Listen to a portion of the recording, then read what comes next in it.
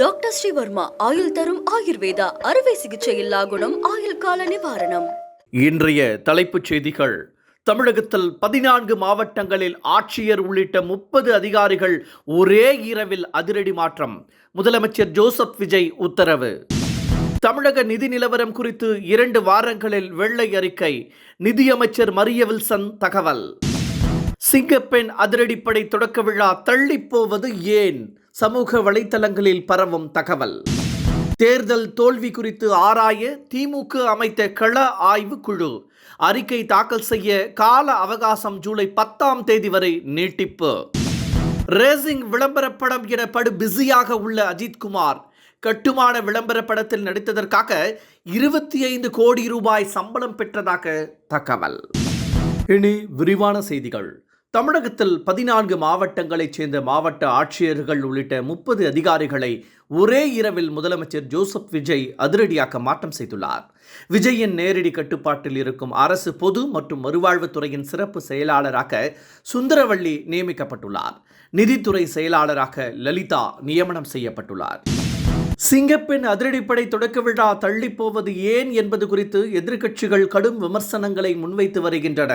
இந்த நிலையில் அந்த விழா எதற்கு தள்ளி போகிறது என்பது குறித்த தகவல் சமூக வலைத்தளங்களில் வெளியாகி வருகிறது. தமிழகத்தில் நிரந்தர டிஜிபி பதவியேற்ற பிறகு அந்த விழாவை வைத்துக் கொள்ளலாம் என அரசு கருதுவதாகவும், காவல்துறையின் மிக முக்கியமான இந்த திட்டத்தை தொடக்க விழாவை மிக பிரம்மாண்டமாக நடத்த முடிவு செய்துள்ளதாகவும் கூறப்படுகிறது. விவசாயத்தை விட விளையாட்டு கடினமானது என அமைச்சர் ஆதவ் அர்ஜுனா பேசியிருப்பது விவாத பொருளாக மாறியுள்ளது. படிக்கும் மாணவர்களையும் விளையாட்டு மாணவர்களையும் ஒன்றாக அமர வைக்கக்கூடாது என குறிப்பிட்டுள்ள ஆதவ் அர்ஜுனா, விளையாட்டு மாணவர்களை ஸ்பெஷலாக கவனிக்க வேண்டும் என்றும் கூறியுள்ளார். ஆட்சிக்கு வந்த 2 வாரங்களில் பல்வேறு சமூக விரோத செயல்கள் நடைபெற்று வருவதாகவும், இதில் தவேக நிர்வாகிகளின் பெயர்கள் அடிபடுவதாகவும் நைனா நாகேந்திரன் விமர்சித்துள்ளார்.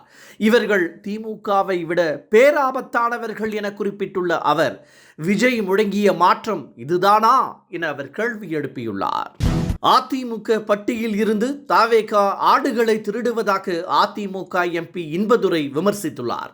அதிமுகவில் இருந்து ஆள் பிடிக்கும் வேலையை தவேக செய்து வருவதாகவும் அவர் கூறியுள்ளார்.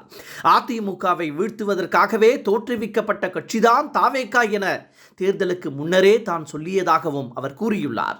தவேகவிற்கு போதுமான எண்ணிக்கையில் எம்எல்ஏக்கள் இல்லாததால் அதிமுக பட்டியில் இருந்து ஆடுகளை திருடுவதாகவும் அவர் கடுமையாக விமர்சித்துள்ளார். திமுக தோல்விக்கான கள ஆய்வு அறிக்கையை சமர்ப்பிக்க ஜூன் 10ஆம் தேதி வரை கால அவகாசத்தை நீட்டித்து கட்சி தலைமை உத்தரவிட்டுள்ளது. முன்னதாக ஜூன் மாதம் 5ஆம் தேதி சமர்ப்பிக்க உத்தரவிட்டிருந்த நிலையில் திமுக தோல்விக்கான காரணங்கள், அடுத்த கட்ட நடவடிக்கைகளுக்கான பரிந்துரைகள், தொகுதி வாரியாக கள ஆய்வு உள்ளிட்டவை செய்யப்பட்டு வருகிறது. 38 பேர் கொண்ட குழு இந்த ஆய்வை மேற்கொண்டுள்ளது. சூர்யா நடிப்பில் ஆர்ஜே பாலாஜி இயக்கத்தில் வெளியான கருப்பு திரைப்படம் உலகளவில் 300 கோடி ரூபாய் வசூலை ஈட்டியுள்ளதாக கூறப்படுகிறது. இதனை படக்குழு அதிகாரப்பூர்வமாக அறிவித்துள்ளது. சூர்யா நடிப்பில் வெளியான திரைப்படங்களில் 200 கோடி ரூபாய் வசூல் பட்டியலில் கருப்பு படமும் இணைந்துள்ளது. திரைப்படத்திற்கு சற்று இடைவெளியை விட்டுள்ள அஜித்குமார் தற்போது ரேசிங் விளம்பர படம் என படு பிஸியாக உள்ளார். கிரிக்கெட் விளையாட்டிலும் தீவிரமாக ஈடுபட்டு வருகிறார்.